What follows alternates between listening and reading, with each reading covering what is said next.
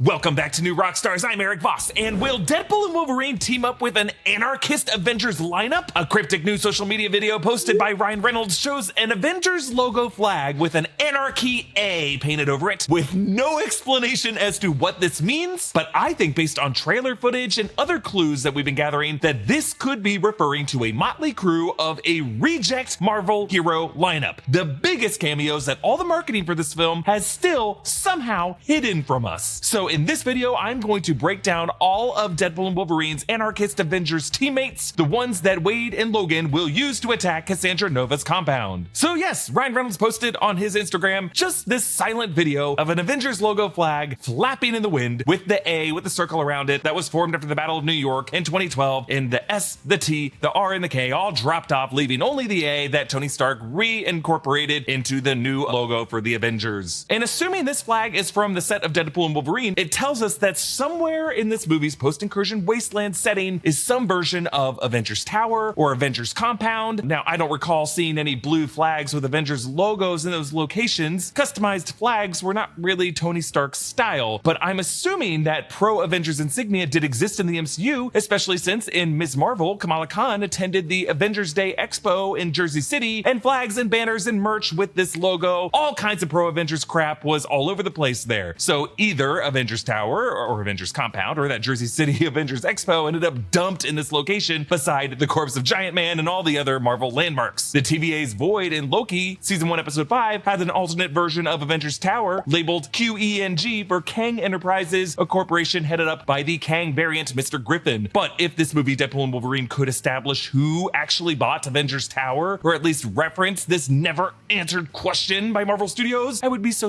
happy. But what does it tell us that the Avengers flag was tagged with an anarchist A? What is Ryan Reynolds trying to communicate with this? Well, it reminds me of this weird detail that I have been laser focused on in past videos where I've been obsessing over Deadpool and Wolverine footage, is this shot from the Like a Prayer trailer of Wade and Logan charging into Cassandra Nova's compound formed by Giant Man's corpse, running forward from their blue van and fighting through the foot soldiers in this compound. But who were the other passengers of this van? Well, this lateral shot is the one where we spotted an obscured female figure in black form-fitting clothes and boots and an exposed elbow. And we're almost certain that that elbow belongs to Jennifer Garner as Elektra, the first major cameo who was actually confirmed to appear in this movie all the way back in summer 2023. But in interviews since then, Jennifer Garner has weirdly played coy about her involvement in this film, leading us to wonder that her role in this movie could be from a plot point that Ryan Reynolds and Sean Levy have really wanted to keep under wraps. Perhaps because it involves even bigger cameos. Like, by comparison, the trailer footage has no problem revealing some cameos to give us a taste of what's to come, like Aaron Stanford Pyro, Ray Park Toad, Vinnie Jones Juggernaut, Jason Fleming Azazel, Kelly Hu Lady Deathstrike, Tyler Mane Sabretooth, and the rest. But I think the trailers would only be okay showing us these faces if they had even bigger cameos that they have still been able to hide from us. And I think Jennifer Garner Elektra is part of that additional group, and so are a number of others, and that this movie will refer to them as the Anarchist Avengers, or Anarchy Avengers, or A-Team Avengers, or maybe just Avengers Anarchy. So looking back at that blue van, I pointed out that all of the doors in the back hatch of the van are open, despite in this shot only Logan and Wade running forward, meaning that far more people were stuffed into this van and ran out with them. Summer's the sweatiest time of the year. If you're one of those people who spends the rest of your year not thinking about how breathable or moisture wicking your underwear is, now is the time to order yourself a couple pairs of MeUndies with micromodal fabric. MeUndies are my go-to because they have so many options, all different kinds of styles, from boxer briefs to jock straps, and a bazillion patterns. If you want something simple and single color, they got that. If you want something super fun and vibrant, they got that too. Plus, MeUndies come in sizes extra small to 4XL, guaranteeing a flattering cut for everybody, and they're comfortable no matter how hot it is out. Their micromodal fabric is breathable and stretchy and super soft. And if you need something even more breathable and summer-proof, check out the Move Me line with Breathe Fabric. Breathe Fabric has moisture wicking and anti-odor technology, perfect for working out or just keeping you extra cool no matter how hot it is. And just to prove to you how much I actually wear these, I happen to be wearing them right now. Let's pull a little summertime copper tone girl commercial. Ba-bam! Check that out. Ooh-wee.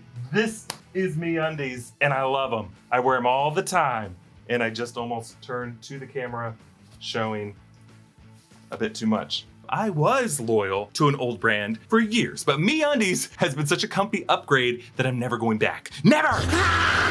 All of MeUndies products are made using sustainably sourced materials by partners that care for their workers, and if you're not happy with your first pair of undies, it's on MeUndies. Summer is coming. Be prepared with MeUndies. Get 20% off your first order plus free shipping at MeUndies.com/Rockstars. Various scooper accounts online have speculated all kinds of names, but here is a short list of possibilities. Dafne Keen as X-23. Yes, while promoting The Acolyte, Dafne Keen claimed that she would not be in Deadpool and Wolverine, but you know what? Vinnie Jones said he wasn't going to be in this movie. Jennifer Garner is saying she's not going to be in this movie. And on The Acolyte, Manny Jacinto did some careful tap dancing when it came to big reveals about his character. So I think that all of these actors went through some effective media training when it came to promoting these Disney projects. And I can confirm, as part of a news outlet who has started to get invited to these press junkets, Deadpool and Wolverine is being extraordinarily restrictive about cast members talking to press before this movie comes out. And I think it's because there are just so many cameos in this movie that trailers have not shown, and they just don't want to risk like Hugh Jackman or Matthew McFadden or Emma Corrin slipping up on camera. So I still feel good about Dafne Keen X-23 being one of these anarchist Avengers. Okay, next, Jennifer Garner, Elektra. Her involvement in this movie is obviously confirmed. Next, Halle Berry Storm. We have not really heard anything from Halle Berry about this, but she also hasn't been out there promoting anything else lately, aside from the movie Union coming to Netflix on August 16th, but Netflix doesn't really do much promotion and press junkets with cast until about a month out because Netflix's marketing is really based on their algorithm promoting stuff to your homepage. But in May 2023, when Deadpool and Wolverine began production, Barry appeared on her Instagram with an Aurora Monroe haircut, and I think based off of that, she's in. Okay, next, Wesley Snipes Blade. Ryan Reynolds worked with Wesley Snipes when Ryan played Hannibal King in Blade Trinity, and he did not have that great of experience. But I wonder if Blade's appearance in this movie could be part of the complication with the studio's Mahershala Ali Blade film. There's just been a lot of rumors out there that Wesley Snipes Blade is going to be in this movie. Okay, next, Chris Evans Human Torch. I think Chris Evans is always down to show up in a Ryan Reynolds Sean Levy project since he did have that fun cameo in Free Guy. Recently, Joseph Quinn said that he had not been in touch with Chris Evans or Michael B. Jordan, but loved their work. And with John Krasinski as a fan-casted Reed Richards in Multiverse of Madness, obviously Marvel Studios loves the idea of alternate universe Fantastic Four members showing up. And this movie, if it's going to be a celebration of all these forgotten eras of Marvel past, they're going to need someone from the Tim Story Fantastic Four film, and potentially even someone from the Josh Trank Fantastic Four film. And other than Michael Chiklis as the Thing, I think Chris Evans as the Human Torch kind of just makes the most sense, especially if they're going to need someone to fight fire with fire, like a hot-headed Human Torch versus an Aaron Stanford Pyro. Okay, next, Gambit, played either by Taylor Kitsch from X-Men Origins Wolverine or maybe by Channing Tatum. But either way, we're gonna get some version of Gambit. And then Famke Janssen as Jean Grey or Phoenix, because as Logan's love interest that haunted him throughout James Mangold's 2013 The Wolverine, that could just be something that Wade makes fun of him for. And then rounding out this lineup, sure, why not? Ben Affleck Daredevil. If Jennifer Garner Elektra is coming to this, it kind of just opens the door for Ben Affleck. So to recap these anarchist Avengers, we got Deadpool and Wolverine, Jennifer Garner Elektra, Dafne Keen X-23, Halle Berry Storm, Wesley Snipes Blade, Chris Evans Human Torch, Taylor Kitsch or Channing Tatum as Gambit, Famke Janssen Phoenix, and Ben Affleck Daredevil. Those are all some big A-lister names, and you can imagine why they're the big cameos important for Ryan Reynolds and Sean Levy to keep under wraps. This is the A-team represented by this flag that Logan and Wade will put together to fight Cassandra Nova and Toad, Lady Deathstrike, Sabretooth, Pyro, Juggernaut, Azazel, and the rest. And with so many of these team members as former X-Men alongside Hugh Jackman, why Avengers and not like X-Men or some version of X-Men? Well, maybe he calls it the Avengers to account for Elektra and Daredevil and Human Torch and Blade being on this team. I'm also now wondering if this anarchist Avengers flag might connect to the lingering mystery of why Marvel Studios placed the asterisk beside the Thunderbolts title. Kevin Feige even noted that in his interview for the official Marvel podcast this week. I'm very excited for